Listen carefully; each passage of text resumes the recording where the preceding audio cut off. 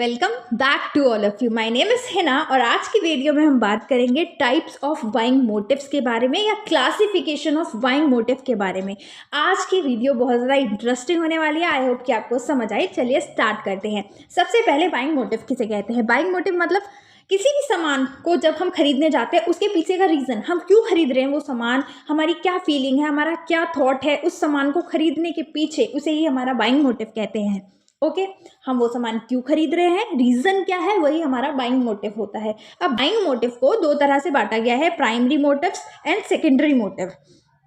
अब देखो, primary motive मतलब जो हमारे लिए इंपॉर्टेंट है, जो हमारी प्रायोरिटी है, बेसिक नीड्स ऑफ ह्यूमन, जो हमारे लिए ज़रूरी है। जैसे कि हम सब ने ही सुना है रोटी कपड़ा मकान। तो ये जब हम इन सारी चीज़ों को खरीदने जाते हैं तो हमारे इन सारी चीज़ों के खरीदने के पीछे होता है रीज़न प्राइमरी मोटिव्स का, क्योंकि ये हमारी बेसिक नीड है। सेकेंडरी मोटिव मतलब सेकेंडरी इन नेचर, जो हमें सिर्फ हमारे कंफर्ट के लिए, हमारी सिक्योरिटी के लिए चाहिए। वो इतनी ज़्यादा नीड नहीं है, लेकिन फिर भी हमें वॉशिंग मशीन चाहिए क्योंकि हमें हाथ से कपड़े नहीं धोने, हमें तो मशीन से धोने हैं। तो ये हम यहाँ पे हम अपना कंफर्ट देख रहे हैं, सिक्योरिटी देख रहे हैं। जो सेकेंडरी होते हैं नेचर में वो होते हैं सेकेंडरी मोटिव। तो हम सामान को दो ही वे में खरीद सकते हैं, या तो प्राइमरी मोटिव से, जो हमारी बेसिक नीड होगी उस मोटिव से जाके हमने सामान खरीद लिया। अब हमने आटा क्यों खरीदा? हमारा आटा खरीदने का मोटिव क्या था? वो हमारा प्राइमरी मोटिव था। सेकेंडरी मोटिव, हमने वॉशिंग मशीन क्यों खरीदी? क्योंकि ये हमारा सेकेंडरी मोटिव था। ये तो खैर इतना इंपॉर्टेंट नहीं है, बेसिक सी चीज़ थी, लेकिन जो इंपॉर्टेंट है वो दूसरा क्लासिफिकेशन है। दूसरा क्लासिफिकेशन ये है कि बाइंग मोटिव को दो तरीके से बांटा गया है, product and patronage. Product and patronage, अब इन दोनों को भी ना दो दो में बांटा गया है, इमोशनल और रैशनल। इमोशनल एंड रैशनल, जैसे कि मैंने यहाँ पे बना रखा है। ओके, तो पहले बात करते हैं प्रोडक्ट की। अगर हम किसी भी पर्टिकुलर प्रोडक्ट को खरीदने जा रहे हैं, जैसे कि मैंने यहाँ पे आइसक्रीम बनाई है, ठीक है, अब मैं आइसक्रीम खरीदने जा रही हूँ, तो मैं किस लिए खरीदने जा रही हूँ, मेरा बाइंग मोटिव क्या है? इस आइसक्रीम को खरीदने के पीछे का मेरा रीज़न क्या है, क्यों खरीद रही हूँ मैं आइसक्रीम? ये होता है हमारा प्रोडक्ट बाइंग मोटिव। पैट्रोनेज मतलब पर्टिकुलर दुकान से क्यों खरीद रही हूँ। यहाँ पे मैंने बंटी लाल की दुकान बनाई है, मैं यहाँ पे बंटी लाल की दुकान से सामान खरीद रही हूँ। क्यों खरीद रही हूँ? ऐसा क्या है? क्या बंटी लाल से मैं प्यार करती हूँ? नहीं। ऐसी क्या बातें हो सकती हैं, ऐसे क्या रीजंस हो सकते हैं जिसकी वजह से मैं बंटी लाल की दुकान से सामान खरीद रही हूँ? तो ये होता है पैट्रोनेज बाइंग मोटिव। ठीक है, बाइंग मोटिव को दो तरीके से बांटा गया है, प्रोडक्ट एंड पैट्रोनेज। इन दोनों को भी दो दो वे में बांटा गया है, इमोशनल और rational, emotional and rational.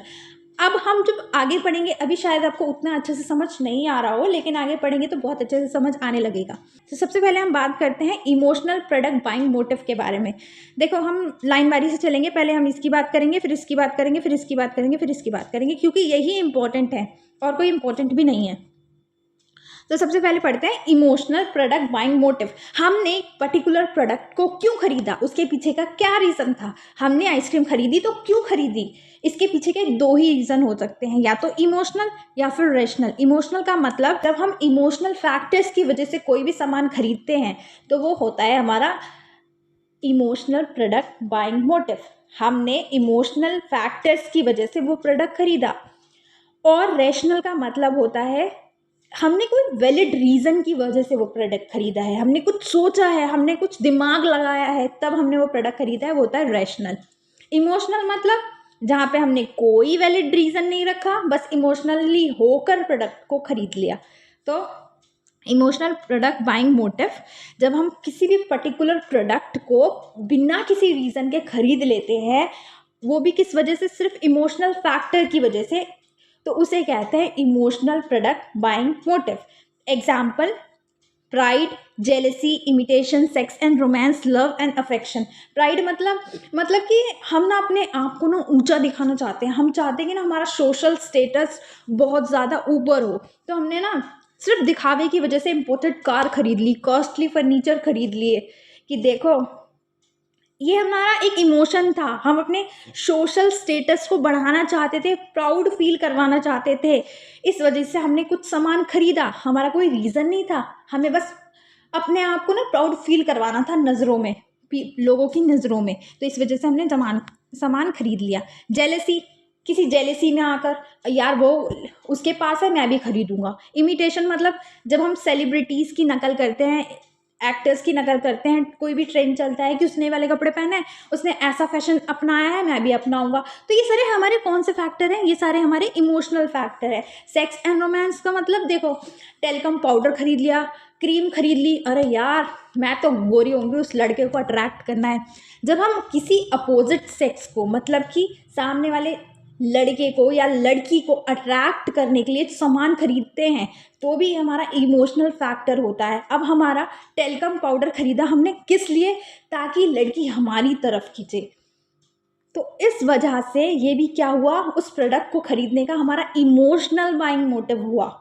Okay, love and affection मतलब कि हम अपने बच्चों को बहुत चाहते तो उनके लिए आइसक्रीम ले आए, लव एंड अफेक्शन में, ठीक है। तो ये हमारा इमोशनली फैक्टर था, इसमें हमारा इमोशनल फैक्टर जुड़ा कि हमने अपने बच्चों के लिए आइसक्रीम लाई क्योंकि इन्हें बहुत पसंद है, इमोशनली अटैच होकर हमने उनके लिए आइसक्रीम खरीद ली, पर्टिकुलर प्रोडक्ट खरीद लिया। और हैबिट मतलब हमें आदत है इस प्रोडक्ट को यूज़ करने की, तो हम इस प्रोडक्ट को यूज़ करेंगे। ये हो गया emotional product buying motive. I hope ये आपको समझ आया हो, जिसमें कोई रीज़न की ज़रूरत नहीं होती, सिर्फ इमोशनल फैक्टर्स की वजह से हम कोई भी पर्टिकुलर प्रोडक्ट खरीद लेते हैं, उसे कहते हैं इमोशनल प्रोडक्ट बाइंग मोटिव। अब बात करते हैं, अभी हम प्रोडक्ट के बारे में ही पढ़ रहे हैं, ठीक है। अब प्रोडक्ट का रैशनल पढ़ रहे हैं हम। प्रोडक्ट का रैशनल ये बिल्कुल उसका अपोजिट है, इमोशनल का अपोजिट है। रैशनल का मतलब होता है किसी वैलिड रीज़न की वजह से, जैसे कि मैंने यहाँ पे लिखा है, देखो, रीजनिंग। ये रैशनल मोटिव किसको रिफ्लेक्ट करते हैं? Reasoning of a person. एक पर्सन के पास ना बहुत क्रिएटिव दिमाग होता है, भगवान का दिया हुआ या अल्लाह का दिया हुआ बहुत क्रिएटिव दिमाग होता है, वो उससे जजमेंट पास करता है, किसी भी इंसान को वो जज कर देता है ना। इसमें ना रैशनल प्रोडक्ट बाइंग मोटिव में जब भी हम कोई प्रोडक्ट खरीद रहे हैं, पर्टिकुलर प्रोडक्ट खरीद रहे हैं, तो यहाँ पे हमारे रीज़न इन्वॉल्व हैं, बहुत सारे रीजंस हैं, इस वजह से हम प्रोडक्ट खरीद रहे हैं। ऐसा नहीं है कि हम इमोशनली होकर चीज़ खरीद रहे हैं, नहीं, इसमें हमारे वैलिड रीज़न है कि हमें वो प्रोडक्ट क्यों चाहिए, हमारी जजमेंट पे बेस्ड है, ना कि इमोशन पे। जैसे कि एग्जांपल की बात करें, ड्यूरेबिलिटी मतलब वो प्रोडक्ट कितना लंबा चलेगा, ये रीज़न, ये बात हमने माइंड में सोची कि वो प्रोडक्ट कितना लंबा चलेगा, इसलिए खरीद ली। सुटेबिलिटी, क्या वो हमारी पर्टिकुलर सिचुएशन में फिट हो पाएगा, क्या सेफ्टी के रिगार्डिंग भी, सेफ्टी के बारे में सोच के भी हम इंश्योरेंस पॉलिसीज़ लेते हैं और विटामिन की पिल्स लेते हैं, तो अपनी सेफ्टी के चक्कर में सोच कर भी हम बहुत सारी इकोनॉमिकल, मतलब वो हमारे लिए मतलब महंगी ना हो, कॉस्टली ना हो, इकोनॉमिकल हो। वर्सेटिलिटी मतलब कि एक ही प्रोडक्ट से हमें बहुत सारे फ़ायदे मिलते हैं, जैसे कि एग्जांपल के तौर पे फोल्डिंग सोफ़ा, वो बेड भी बन जाता है, सोफ़ा भी बन जाता है। तो एक ही प्रोडक्ट से हमने ये देखा कि एक ही प्रोडक्ट हमें बहुत सारे बेनिफिट दे रहा है, इसलिए हमने खरीद लिया। तो रैशनल प्रोडक्ट बाइंग मोटिव में हम कोई भी प्रोडक्ट इसलिए खरीदते हैं क्योंकि हम उसके पीछे हमारे रीज़न इन्वॉल्व होते हैं। वो रीज़न ये सारे हो सकते हैं, ड्यूरेबिलिटी, सुटेबिलिटी, सेफ्टी, इकोनॉमिक और वर्सेटिलिटी, ठीक है। अब बात करते हैं पैट्रोनेज की। पैट्रोनेज भी बिल्कुल सेम है प्रोडक्ट की तरह, बस इसमें इतना सा अंतर है, वहाँ पे हम पर्टिकुलर प्रोडक्ट खरीद रहे हैं, यहाँ पे हम पर्टिकुलर दुकान से खरीद रहे हैं। जब हम इमोशनल होकर कोई पर्टिकुलर शॉप से सामान खरीदते हैं, मैं बंटी लाल की दुकान से सामान खरीदती हूँ, मैं पर्टिकुलर शॉप से खरीद रही हूँ बंटी लाल की, तो ये मेरा कौन सा मोटिव है? Patronage motive. लेकिन अब मैं इमोशनली होके खरीद रही हूँ या फिर मेरे वैलिड रीज़न है इसकी दुकान से सामान खरीदने के, तो ये होगा रैशनल। या तो मैं इमोशनली होके खरीद सकती हूँ या फिर मेरे वैलिड रीज़न हो सकते हैं। इसी वजह से मैं बंटी लाल की दुकान से सामान खरीदूंगी। बंटी लाल की दुकान से सामान खरीदना मेरा पैट्रोनेज मोटिव हुआ। लेकिन अगर मैं इमोशन में बहकर खरीद रही हूँ तो वो इमोशनल पैट्रोनेज मोटिव हुआ। अगर मैं वैलिड रीजंस की वजह से खरीद रही हूँ तो वो मेरा क्या हुआ? रैशनल पैट्रोनेज मोटिव हुआ। जैसे कि मैंने यहाँ पे बताया है कि हम पर्टिकुलर दुकान से सामान खरीद रहे हैं इमोशनली फैक्टर की वजह से, तो ये क्या हुआ? इमोशनल पैट्रोनेज मोटिव हुआ। हमारा जो डिसीजन है ना एक पर्टिकुलर शॉप को, बंटी लाल की शॉप को सपोर्ट करने का, वो हमारे रीजनिंग या जजमेंट पे बेस्ड नहीं है। मैंने यहाँ पे इमोशनल होकर इसकी दुकान से सामान खरीदा है। अब क्या क्या एग्जाम्पल हो सकते हैं किस वजह से मैं इमोशनल हुई कि मेरे को बंटी लाल की दुकान से सामान खरीदना पड़ा? पहला कि मुझे हो सकता है कि इसकी दुकान की जो अपीयरेंस थी वो बहुत अच्छी हो, इसकी दुकान बहुत अच्छी हो। देखो मुझे क्या पता इसकी दुकान से लव एट फर्स्ट साइट हो गया हो। इसकी दुकान इतनी ज़्यादा अच्छी है, मतलब इसने इतनी अच्छे से सजा रखी है, शीशे वगैरह लगे हुए हैं, तो मुझे बहुत पसंद आ रही है, तो मैं बंटी लाल की दुकान से ही सामान खरीदूंगी। या फिर मेरी हैबिट हो, मैं लगातार बंटी लाल की दुकान से सामान खरीदती हूँ, इस वजह से मैं बंटी लाल की दुकान से सामान खरीद रही हूँ। या फिर मैं किसी की नकल कर रही हूँ, वो खरीदेगा तो मैं भी खरीदूंगी। या फिर मेरे किसी फ्रेंड या रिलेटिव ने मुझे रिकमेंड किया हो कि उसकी बंटी लाल की दुकान तो बहुत बढ़िया है, तुम्हें वहीं से सामान खरीदना चाहिए, इस वजह से मैं सामान खरीद रही हूँ।